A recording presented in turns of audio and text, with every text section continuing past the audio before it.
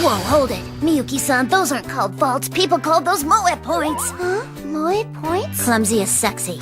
Kona-chan. Okay, is it actually though? Is clumsiness actually sexy? Does clumsiness with general awkward carelessness formulate an invigorating equation of sexy proportions?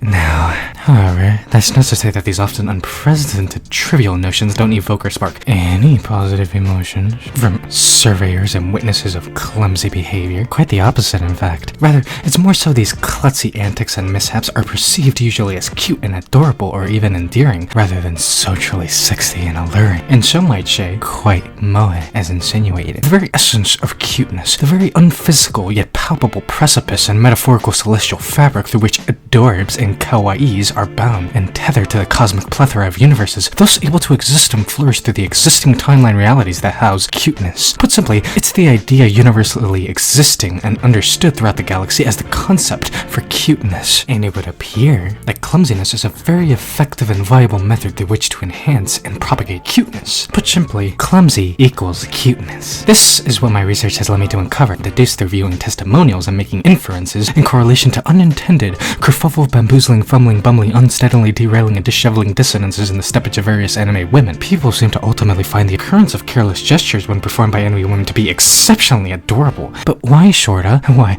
my dearest degenerates, it's quite obvious. You see, this is all dating back hundreds of thousands of years to societal interactions and records, psychology, and instinctual sanctimonious hierarchies. You see, something that is prevalent with all those that find this cute is, apart from the cute sentiment, other mutual feelings often accompany it. Feelings like fear, empathy, concern, sympathy, and the desire to nurture following the alleged hapless incident. Why that is has to do greatly with human nature, as there are various instances in past human interactions in which humans sought to nurture and look after a more weaker and helpless human. Not all the time, very much not all the time. However, there indeed have been plentiful situations in which usually a stronger, arbitrarily capable person strives in some way or other to help and care for the more meeker, absent-minded, or clueless person, usually out of empathy, obligation, moral compass, responsibility, or emotional attachment. This is largely due to clumsiness giving off the appearance and more so the portrayal of innocence, as one might argue clumsiness tends to be associated with the brash and foolish ignorance of youth. Airheaded, absent-minded, easily distracted, and reckless carelessness are to some level constituents to this judgment of character which are seen as cute out of immaturity, especially when there's a shilly goofy anime specimen behind it. And unfortunately, that's where this seemingly harmless side effect of viewing clumsiness takes an unfortunate, sad turn. For it seems this cuteness is only really perceived and felt by these onlookers and watchers if the person is not horrific looking to begin with, such as anime specimens which undeniably have few if any imperfections. This selective and choosy unconscious feeling of cuteness are significantly more amplified to anime women